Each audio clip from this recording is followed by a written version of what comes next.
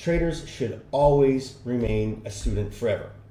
However, the form that study takes is not fixed. It actually is going to change over time.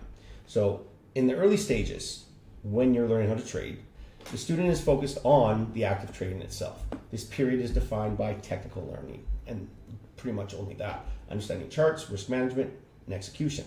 Mistakes are going to be frequent, and the lessons are largely mechanical.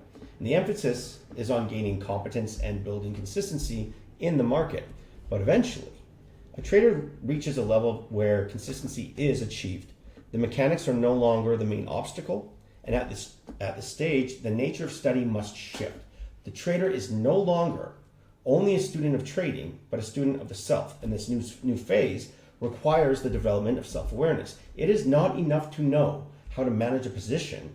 One must also learn to manage one's impulses, habits, and responses to pressure. And the questions change. Instead of asking, is my strategy correct? The trader begins to ask, am I acting responsibly? Am I disciplined in my life outside the charts? Am I accountable for my choices as a human being? And this stage is often described as doing the work. But doing the work means examining one's own behavior with the same seriousness once applied to studying charts. It means identifying patterns in decision making, not only in trading, but in daily life. It means taking responsibility for outcomes without blame shifting. It means recognizing when greed, fear, and ego, big one there, influence choices, and committing to replacing them with patience, humility, and integrity.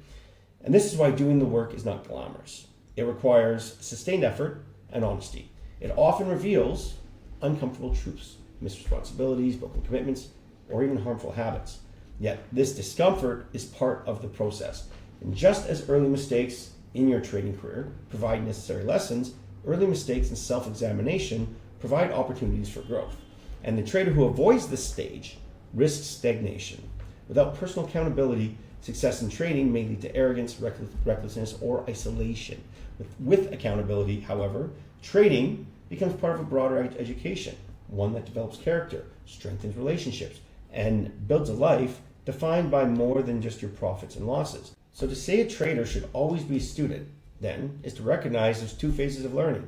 The first is to study the craft, which ensures survival in the market. The second is a study of the self, which ensures growth as a human being. The first is going to teach competence, while the second teaches character, and both are essential. But the second is going to be the foundation on which lasting success, both in life and trading, must be built.